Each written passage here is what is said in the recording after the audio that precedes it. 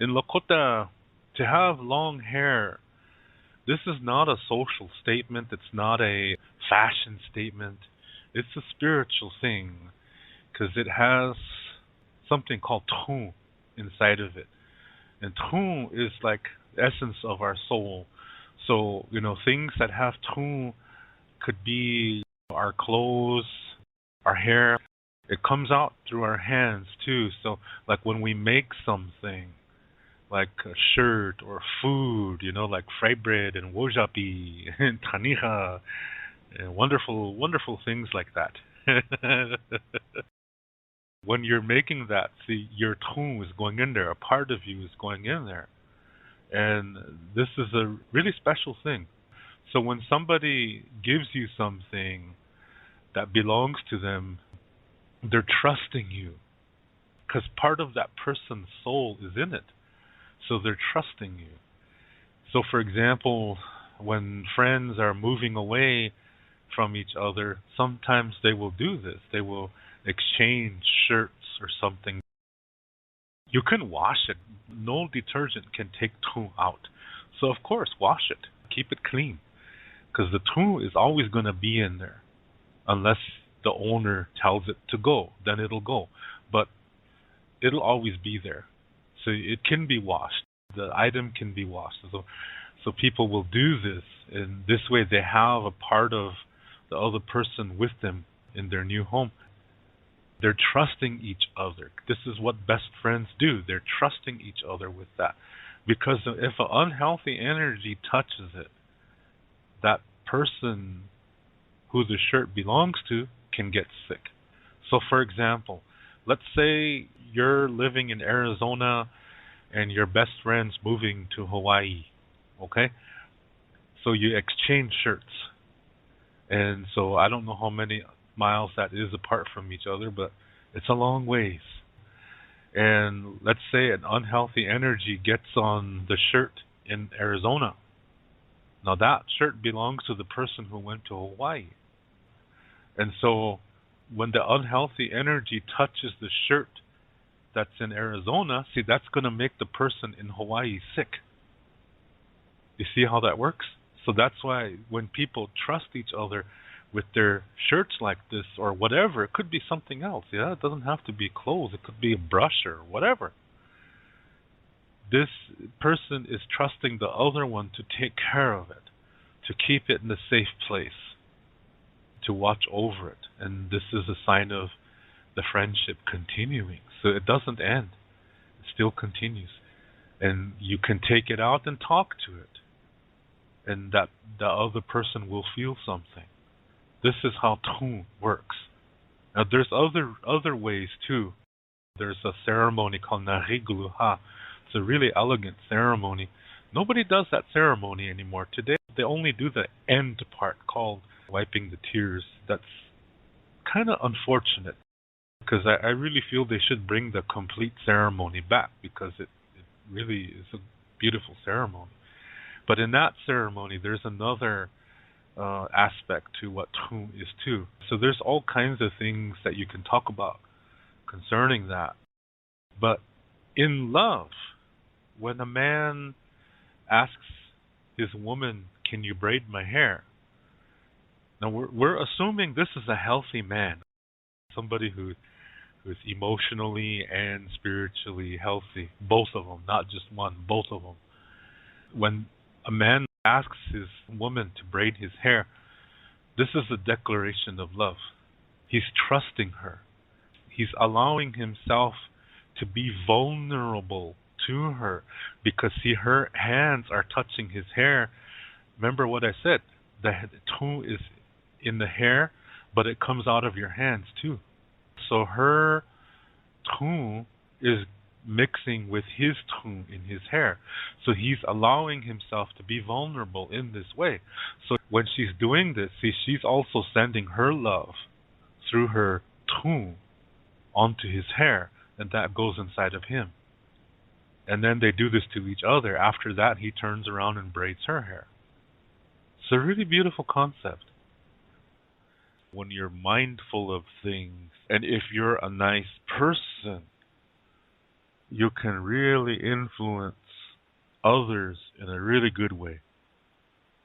Like, for example, when you're a healthy person, when I say healthy, I don't mean just physically, I mean emotionally healthy. And you do things for people because you want to do them. You're not codependent, but you want to do nice things. You don't go overboard. Yeah? You know your limits, and so you know what you're capable of. You go out there and you do something for somebody.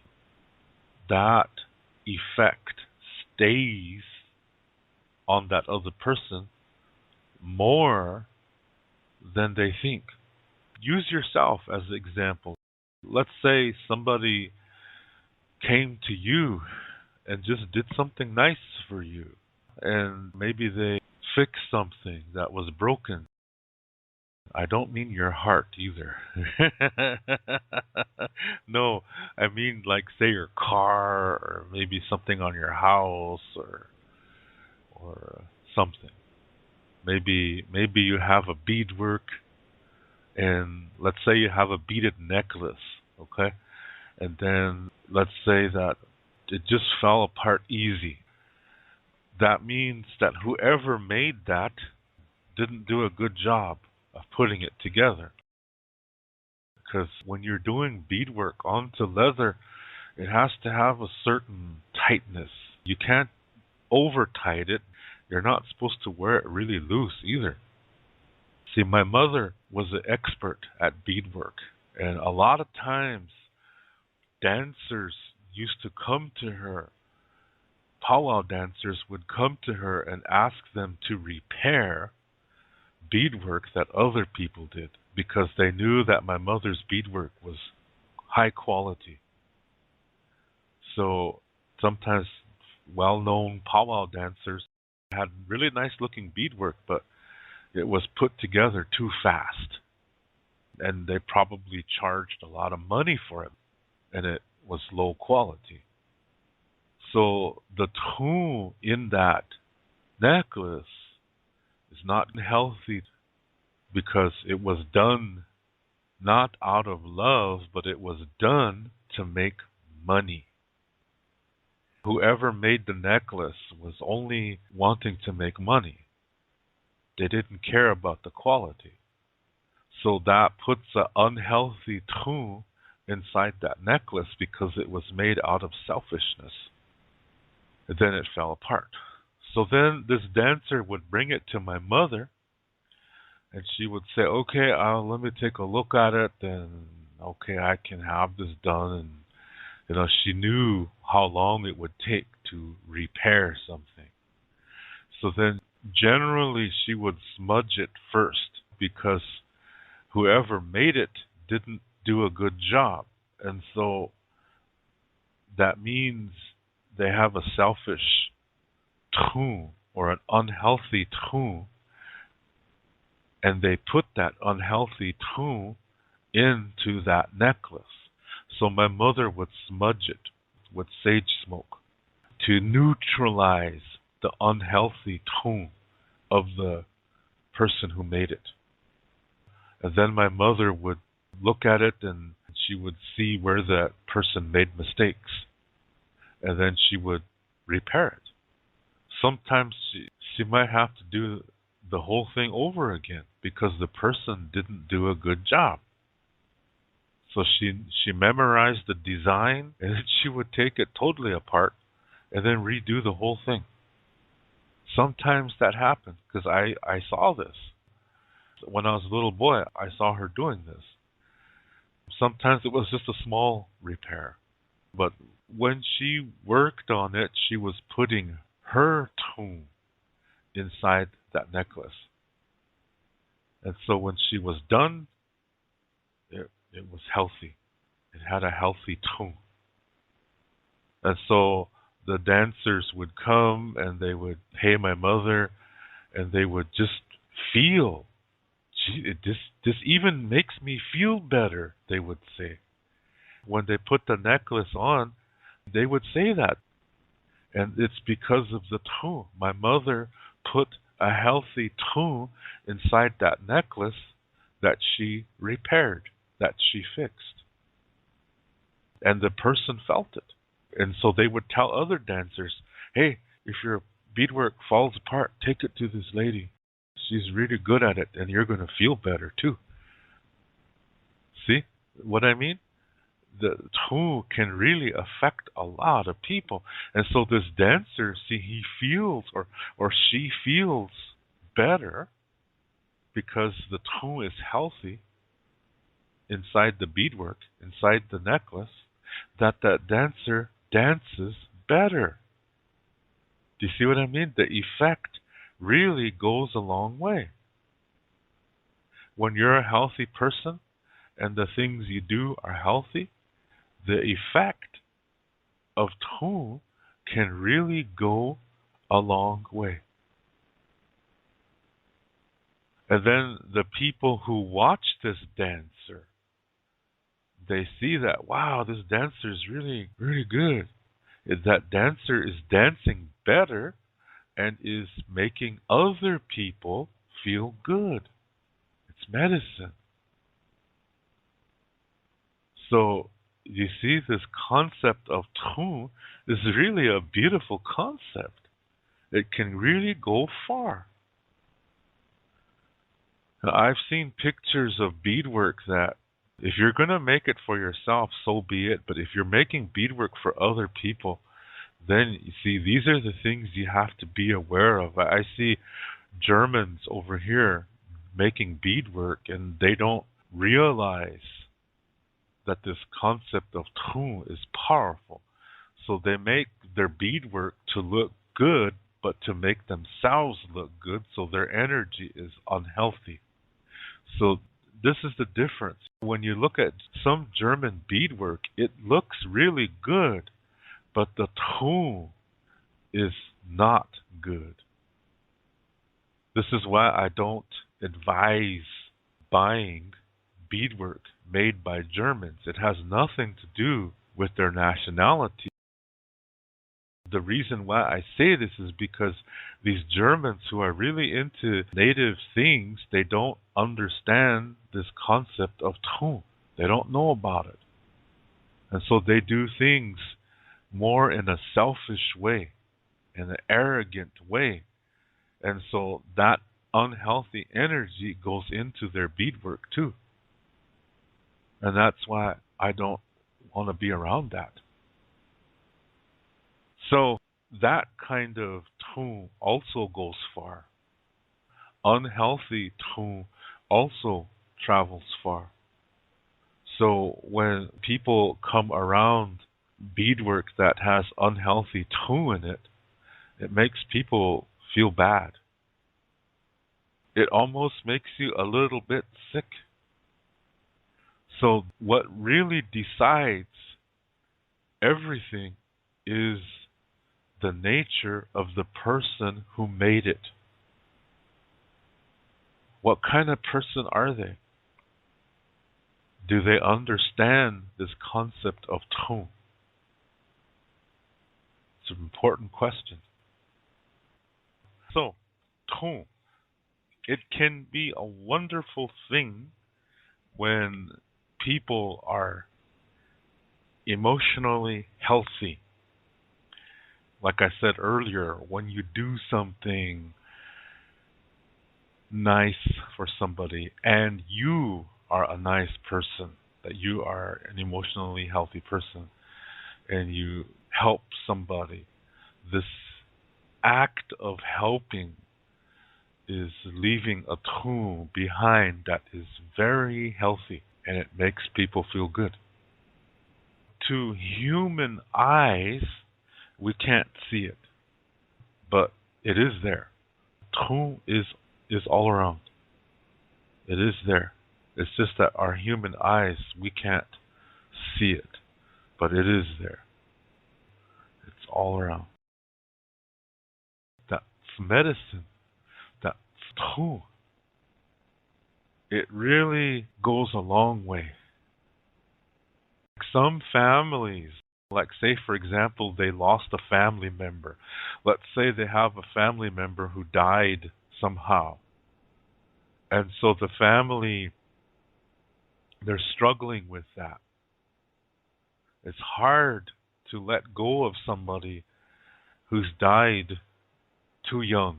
For example, let's say you have parents and one of their children died, whether it's to a disease or some kind of accident or something like that. They're having difficulty coping with the loss because it's one of the four greatest difficulties a person could ever face, and no parent should ever face this difficulty.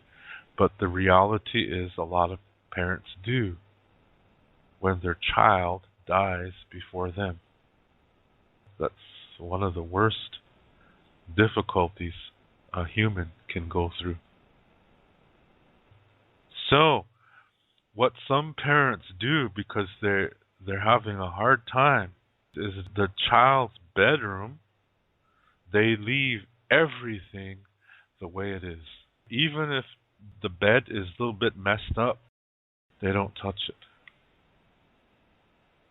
And a lot of non-native people, they don't understand why they feel they must do this, but they just feel that it's right. But in the Lakota world, there are parents who might do this, but they understand. It's the TUN. It's the TUN of the child is still there. When a person dies, the physical body returns to the earth. Part of the soul moves on, but they leave behind something. They leave behind an energy. This is the TUN. Sometimes it's in their clothes. It's where they slept. Let's say if they were really good at some activity, and whatever it is, if it's a guitar or a basketball or something they're good at, their talent, the parents will have that out. They will have it displayed because it's TUN. There's TUN in that. And it helps them to deal with it. Now, in the Lakota way, this is totally okay to do. But you eventually have to put it up. Okay? But in the beginning, it's okay.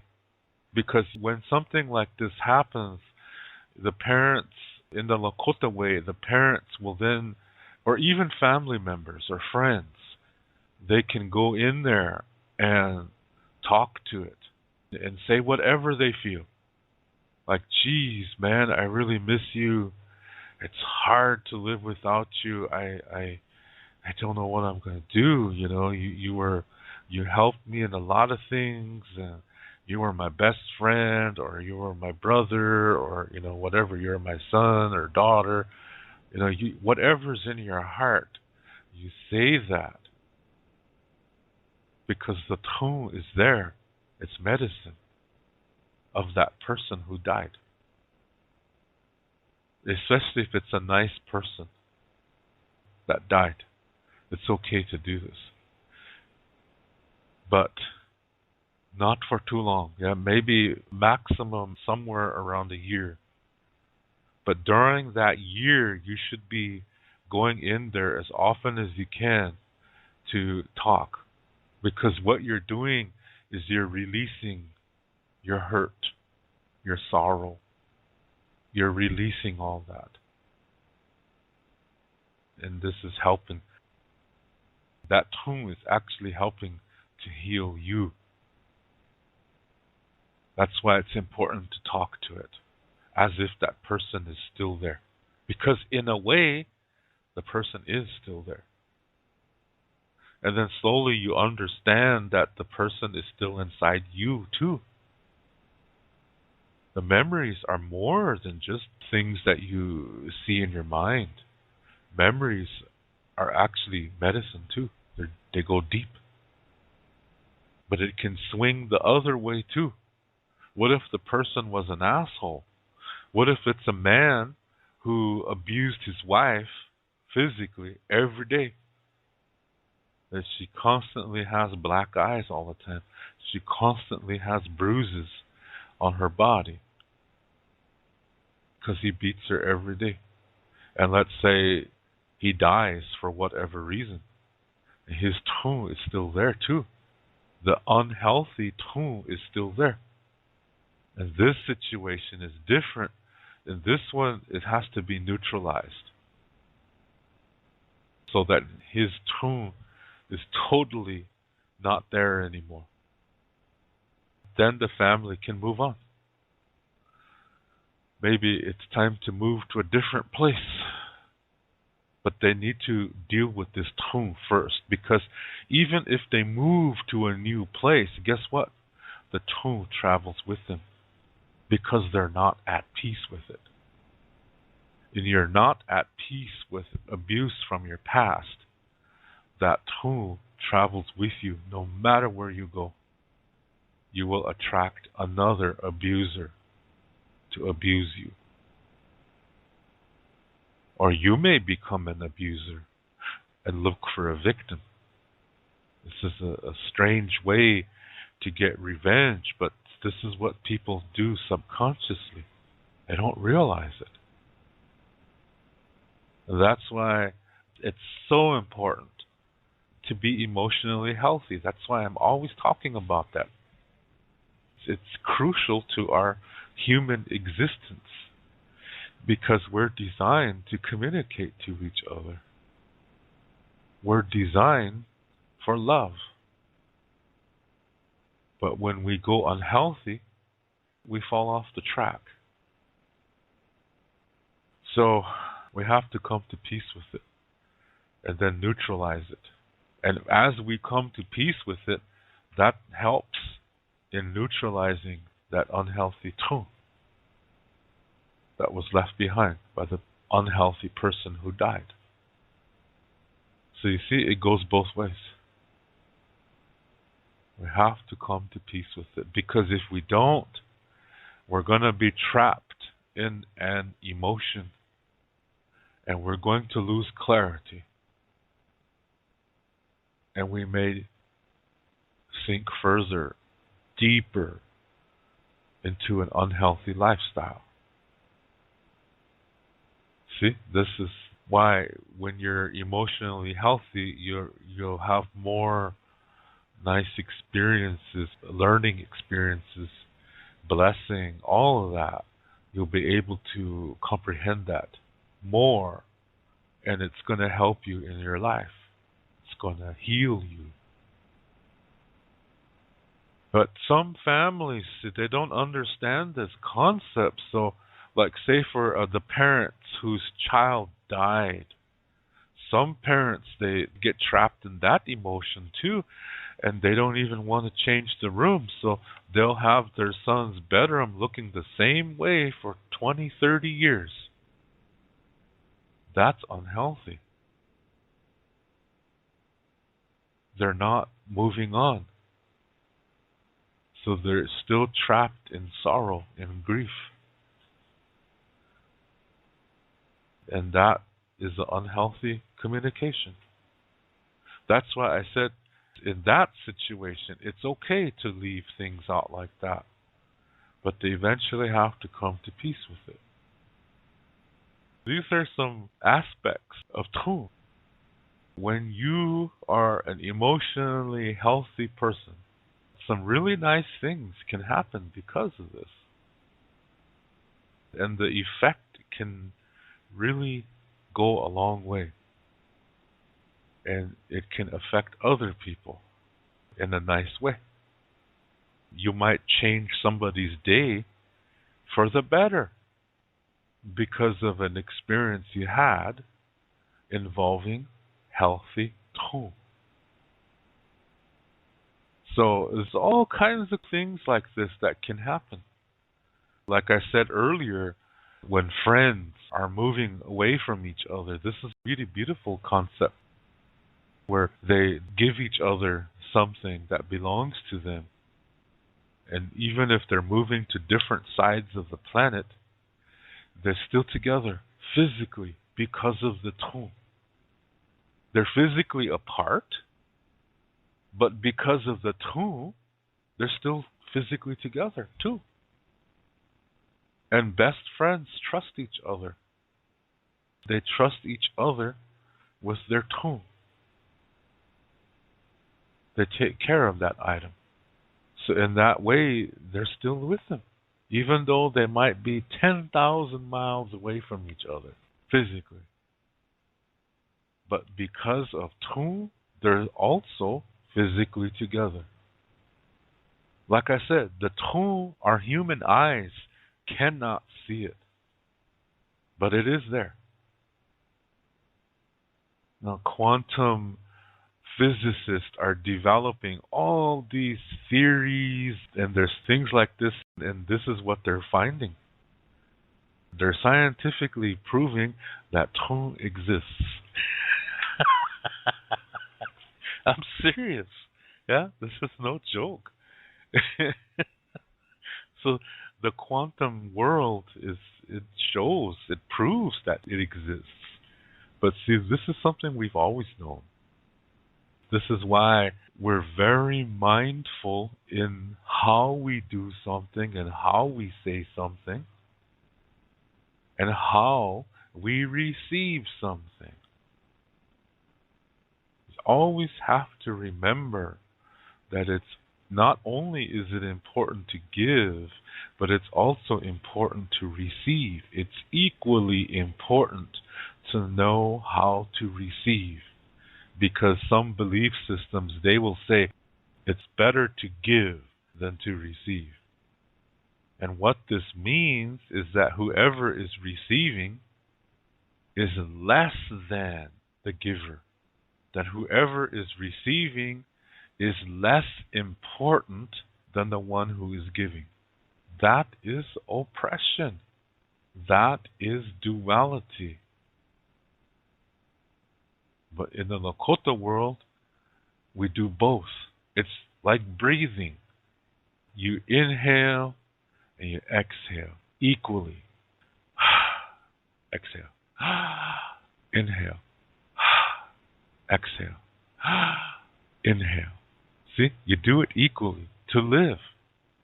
That's the same way with giving and receiving. We have to do both. When you say and believe that it's better to give, that's like exhaling a really long time and inhaling a short time. Try that. Let's try that. Exhale.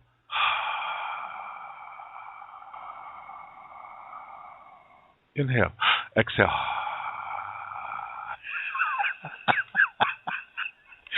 Pretty soon our face is going to change all kinds of colors, and we're eventually going to pass out if we keep doing that. You see, it doesn't even make sense.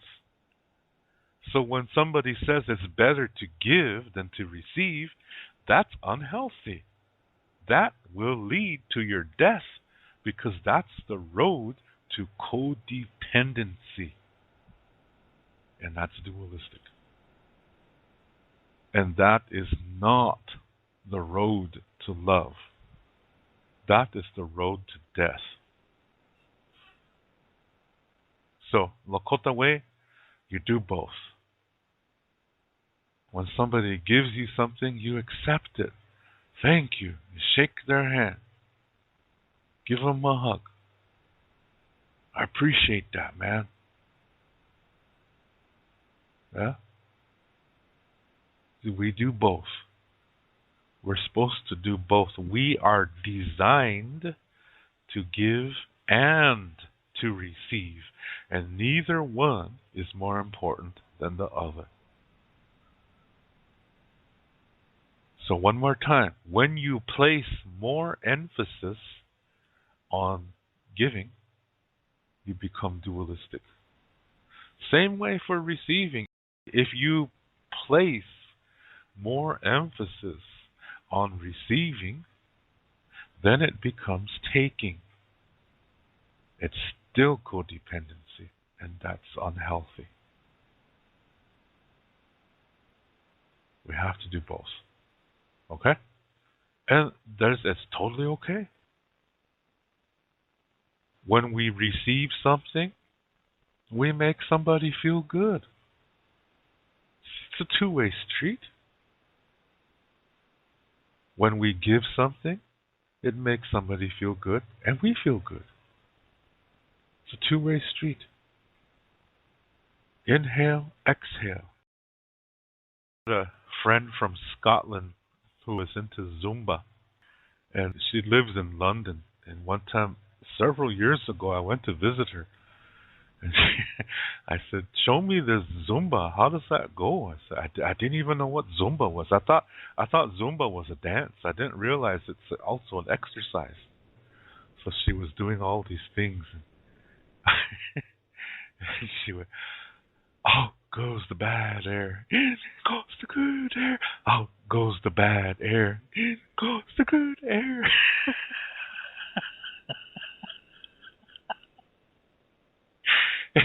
Every time she exhaled, while she was exhaling, she said, "Out goes the bad air."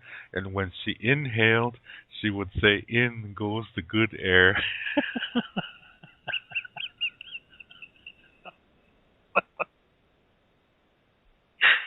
Oh, shit. Some people are just funny, yeah?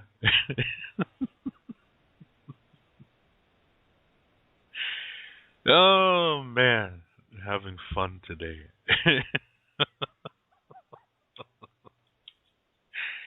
Oh, for crying out loud. Anyway, everything that I'm saying tonight is based on Lakota Star Knowledge concepts, and the basic one being reality begins within. So, however you are, the second principle comes into effect, which is like attracts like. So, however you are, this is what you will attract. So, healthy doesn't mean just good things, okay? Healthy includes learning from difficulty, but it still leads to blessing.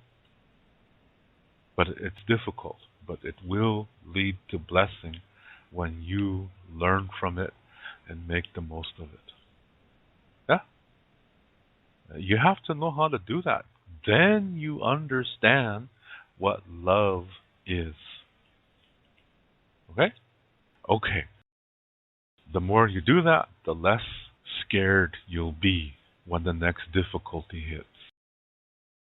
It might scare you, it might make you angry, it might make you sad, but you know that those emotions are just emotions, and that once you release them, you bring in your mind and you start to learn from it, and that will bring you to blessing. That's part of love. Okay? Love is not just good things, it's also learning from difficulty. So with that, I say good night to you. Good morning, good day, good evening, sweet dreams, good afternoon, wherever you are, whenever you're listening to this. In our way, everything is circular, so there are no goodbyes. There is no end. There's only beginnings. There's only beginnings. There's only bursts. So that's why we do not have a word for goodbye in the Lakota language. Instead, we say, until next time, which is Doksha Ake. To read more about Lakota Star Knowledge spirituality, you can read my book called Wichocha Otechike. You can see the book cover on the right side of this screen. This book contains the information to what I talk about on my Lakota spirituality videos. To purchase this book, please click below where it says Show More. Clicking on that link will open up the description below, and there you will see a link called To Purchase My Books. As you will see, it's an eBay link. Click on that eBay link, and there you will see the information to get this book. Lila Pila Mayelo. Thank you very much.